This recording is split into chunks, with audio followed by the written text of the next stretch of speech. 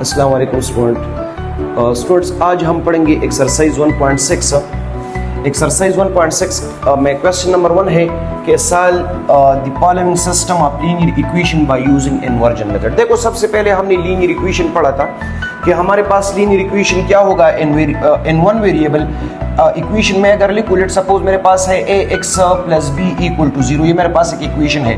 तो अगर आप देखिए यहाँ पे मेरे पास वेरिएबल है x, ये a b belong to real number होगी, तो हमारे पास इस वेरिएबल की अगर हम पावर देख ले तो यहाँ वेरिएबल की पावर 1 है। तो वेरिएबल्स की पावर जहाँ भी इक्वेशन में 1 हो तो इसको हम लीनियर इक्वेशन कहते हैं। अब देखो, इस क्वेश्चन में हम linear equation of two variable पढ़ेंगे। जैसे अगर आप देखिए हमें गिवन है 2x plus 3y is equal to 1, तो यहाँ पे ये दोनों लीनियर इक्वेशन है। यानी मीन x की भी पावर 1 है, y की भी पावर 1 है, और ये linear equation of two variable है। इसी तरह इक्वेशन नंबर सेकंड हमारे पास है x minus y is equal to 2, तो ये भी linear equation of two variable है। इसको यहाँ पे हम कहते हैं सिस्टम ऑफ इक्वेशन। यानी सिस्टम ऑफ इक्वेशन का मतलब क्या होगा, जब हमारे पास दो या दो से ज्यादा इक्वेशन हो, लीनियर इक्वेशन हो, क्वाड्रेटिक इक्वेशन हो या जो भी इक्वेशन हो, लेकिन दो या दो से ज्यादा इक्वेशन हो और इसमें हम वेरिएबल्स की वैल्यू फाइंड कर ले और वेरिएबल की वही सेम वैल्यू हमारे पास जितनी भी इक्वेशन है इसको सेटिस्फाई करे, इसको हम सिस्टम ऑफ इक्वेशन कहते हैं। तो ये सिस्टम ऑफ इक्वेशन यहाँ पे हम पढ़ेंगे। इससे पहले भी प्रीवियस क्लास में इसके सोल्यूशन के लिए हमने मुख्तलिफ मेथड्स पढ़े हैं। जैसे हमने कोएफिशिएंट मेथड पढ़ा था, हमने सब्स्टिट्यूशन मेथड पढ़ा था, क्लास 7 में हमने इसके लिए ग्राफिकल मेथड पढ़ा था, बाय क्रॉस मल्टीप्लिकेशन मेथड हमने पढ़ा था। यहाँ पे हम इसको बाय मैट्रिसेस सॉल्व करते हैं। अब मैट्रिसेस में फर्स्ट वन है इसका इन्वर्जन मेथड। इन्वर्जन मेथड चूंकि हम इसको मैट्रिसेस में पढ़ रहे हैं तो फर्स्ट वन में ये इक्वेशन लिखवा दूंगा। इक्वेशन नंबर फर्स्ट में है 2x plus 3y equal to -1। अगर यहाँ पे हम देखें तो x के आगे जो नंबर है 2, ये x का क्या है, कोएफिशिएंट है। यहाँ पे y का कोएफिशिएंट क्या है, 3 है, is equal to constant number. यानी ये स्टैंडर्ड फॉर्म में इस तरह होगा कि ये लीनियर टर्म्स, वेरिएबल टर्म्स एक साइड होगी और कांस्टेंट दूसरी साइड पे। अब मेरे पास यहाँ पे है x minus y equal to 2, तो इट मीन कि इस x की कोएफिशिएंट क्या होगी, 1 होगी, y की कोएफिशिएंट क्या होगी, ये भी 1 होगी, इज इक्वल टू 2। तो फर्स्ट ऑफ ऑल स्टेप क्या होगा, इस इक्वेशन से हम बनाएंगे क्या, मैट्रिसेस। यानी इसको हम ट्रांसफॉर्म करेंगे, इसको हम कन्वर्ट करेंगे मैट्रिसेस फॉर्म में। तो मैट्रिसेस फॉर्म में हम कैसे कन्वर्ट करेंगे, हम 3 मैट्रिक्स बनाएंगे। एक स्क्वायर मैट्रिक्स होगा, एक हमारे पास होगा कॉलम मैट्रिक्स इक्विलिटी में, फिर दूसरा कॉलम मैट्रिक्स। अब देखो स्क्वायर मैट्रिक्स में हम क्या लिखेंगे, हम कोएफिशिएंट लिखेंगे किसके, वेरिएबल के। अगर आप देखिए x की कोएफिशिएंट क्या है 2, तो मैं यहाँ 2 लिखूंगा। y की कोएफिशिएंट क्या है 3 लिखूंगा। x के कोएफिशिएंट क्या है 1, y की कोएफिशिएंट क्या है -1। तो ये मेरे पास एक मैट्रिक्स बना स्क्वायर मैट्रिक्स, जिसको हम कोएफिशिएंट मैट्रिक्स कहते हैं। दूसरी इस कॉलम मैट्रिक्स में हम क्या लिखेंगे, यहाँ पे हम लिखेंगे वेरिएबल, जो वेरिएबल हमारे पास यूज हो जाए क्वेश्चन में। तो x y मेरे पास वेरिएबल है और इज इक्वल टू यहाँ पे हमारे पास आ जाएगा -1 और 2। इक्विलिटी में जो नंबर है ये कॉलम मैट्रिक्स बना। अब देखो मैं इसको नाम दूंगा, तो लेट मैंने फर्स्ट वन मैट्रिक्स को, जो कोएफिशिएंट मैट्रिक्स है, इसको मैंने a का नाम दिया। इस x और y वाले मैट्रिक्स, वेरिएबल मैट्रिक्स को मैंने कैपिटल X का नाम दिया और इस तरह इस मैट्रिक्स को मैंने b का नाम दिया। तो ये मैट्रिक्स फॉर्म मेरे पास बन जाएगा। इसके जगह पे सब पुट हो जाएगा a, इसके जगह पे पुट हो जाएगा x और इक्विलिटी में आ जाएगा b। देखो हम करेंगे क्या, हम यहाँ पे x और y के वैल्यू फाइंड करेंगे, जो यहाँ सब्स्टिट्यूट हो जाए, पुट हो जाए और हमें आंसर क्या दे दे, -1।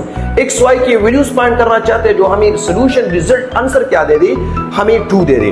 तो मींस मैं x के लिए वैल्यू फाइंड करवा रहा हूं। मीन ये कैपिटल X ये मेरे पास अननोन है। तो मैं इस x को जब भी फाइंड करता हूं, तो देखो जब भी आपके पास मल्टीपल में कोई टर्म्स होता है तो इस मल्टीपल्स को खत्म करने के लिए हम इसका इनवर्स अप्लाई करेंगे। तो हम a को यहां से मैं खत्म करवाना चाहता हूं, तो मैं इसका इनवर्स बोथ साइड मल्टीप्लाई करूंगा। तो जब भी एक मैट्रिक्स और इसका इनवर्स मल्टीप्लाई होगा तो इससे आइडेंटिटी मैट्रिक्स बन जाएगा और साथ में प्रोडक्ट में आ जाएगा x is equal to a inverse b। जब भी आइडेंटिटी मैट्रिक्स किसी मैट्रिक्स के साथ मल्टीप्लाई होगा तो वही मैट्रिक्स आएगा। जैसे अगर हम देखें ना, हमारे पास 1 आइडेंटिटी है, तो हम 2 मल्टीप्लाई 1 अगर करें तो हमें क्या देता है, 2 देता है। इसी तरह हम 3 मल्टीप्लाई 1 अगर करें तो हमें क्या देता है, 3 देता है। इसी तरह आइडेंटिटी मैट्रिक्स अगर हम ले रहे 1 0 0 1 और जिस मैट्रिक्स के साथ मल्टीप्लाई हो जाए, हमें रिजल्ट में वही मैट्रिक्स देगा।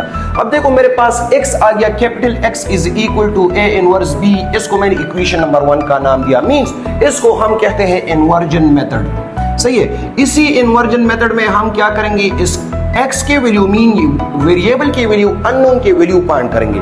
तो इसमें इस रिलेशन में है क्या, देखो इसमें है एक मल्टीप्लिकेटिव इनवर्स और एक मैट्रिक्स बी के प्रोडक्ट। तो 1.5 में हमने मल्टीप्लिकेटिव इनवर्स पढ़ा था। इसके लिए मैं first of all multiplicative inverse find करूंगा, और मल्टीप्लिकेटिव इनवर्स हमने पढ़ा था कि इसका फार्मूला होगा 1/a determinant multiply adjoint of a। देखो दोबारा मुझे डिटर्मिनेंट लेना पड़ेगा, एडजॉइंट लेना पड़ेगा। तो फर्स्ट ऑफ ऑल मैं इसका डिटर्मिनेंट ले रहा हूं, किसका, मैट्रिक्स ए का। मैट्रिक्स ए में एलिमेंट है 2 3 1 और -1। तो इसकी डिटर्मिनेंट के लिए कल हमने पढ़ा था कि the product of the element of main diagonal minus the product of the element of secondary diagonal. इससे आ जाएगा 2 मल्टीप्लाई -1 से -2 और -1 मल्टीप्लाई 3 से आ जाएगा 3, यानी ए डिटर्मिनेंट आ गया -5, नॉन जीरो है।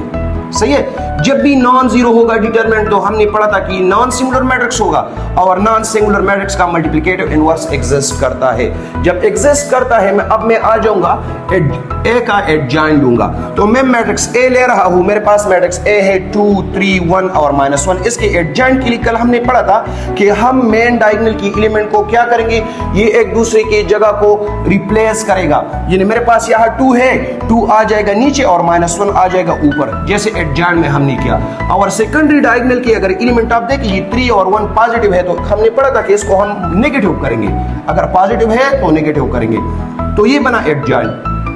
अब ए इनवर्स के लिए हमने फाइंड किया, डिटर्मिनेंट भी फाइंड किया और एडजॉइंट भी फाइंड किया। तो सब्स्टिट्यूशन करवा दे, पुटिंग करें, a inverse is equal to 1 divided by -5। ये किसकी वैल्यू है, ये डिटर्मिनेंट की वैल्यू है, और मल्टीप्लाई एडजॉइंट की वैल्यू ले लें, तो ए इनवर्स फाइंड हुआ।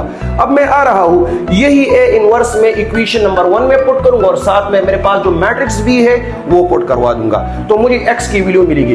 तो लिखा कि put the value of a inverse in equation number 1। Equation number 1 में क्या था, x is equal to a inverse multiply by b। अब ए इनवर्स की वैल्यू क्या है, 1 डिवाइडेड बाय -5, और फिर मैट्रिक्स -1 -3 -1/2 ये पुट किया, और साथ में मैट्रिक्स बी पुट करेंगे। मैट्रिक्स बी मींस कि हमने यहाँ पे जो इक्वलिटी वाला मैट्रिक्स लिया कॉलम, इसके वैल्यू -1/2 पुट करेंगे। अब अगर आप देखिए यहाँ पे हमारे पास ये दो मैट्रिक्स है, इसके आपस में मल्टीप्लिकेशन है। हमने मल्टीप्लिकेशन 1.4 में पढ़ा है कि दो मैट्रिक्स मल्टीप्लाई तब होगी जब फर्स्ट वन मैट्रिक्स में number of column, second one matrix में नंबर ऑफ रो की इक्वल है। तो यहाँ पे है मल्टीप्लिकेशन पॉसिबल है। मल्टीप्लिकेशन के लिए हमने पढ़ा था कि रो को मल्टीप्लाई करेंगे कॉलम के साथ, रो के फर्स्ट एलिमेंट को कॉलम के फर्स्ट, रो के सेकंड एलिमेंट कॉलम के सेकंड एलिमेंट के साथ मल्टीप्लाई होगा, दरमियान में एडिशन आएगा। तो मैंने क्या किया, -1 मल्टीप्लाई किया -1 के साथ रो के फर्स्ट एलिमेंट कॉलम के फर्स्ट एलिमेंट, प्लस रो के सेकंड एलिमेंट कॉलम के सेकंड एलिमेंट के साथ मल्टीप्लाई हुआ। इसी तरह अब एक कॉलम है एक रो है, मल्टीप्लाई हुआ, अब नेक्स्ट दूसरा रो हम मल्टीप्लाई करेंगे, तो -1 मल्टीप्लाई हो जाएगा -1 के साथ, और 2 मल्टीप्लाई हो जाएगा 2 के साथ, दरमियान में क्या आएगा, प्लस आएगा। अब 1 डिवाइडेड बाय -5 या -1 डिवाइड बाय 5 या होल, ये नंबर -1/5 बनेगा। मेरे पास बन जाएगा -1 मल्टीप्लाई -1 से, और +1 आ जाएगा, फिर आ जाएगा प्लस और माइनस मल्टीप्लाई होके -2 और 3 मल्टीप्लाई होके 6।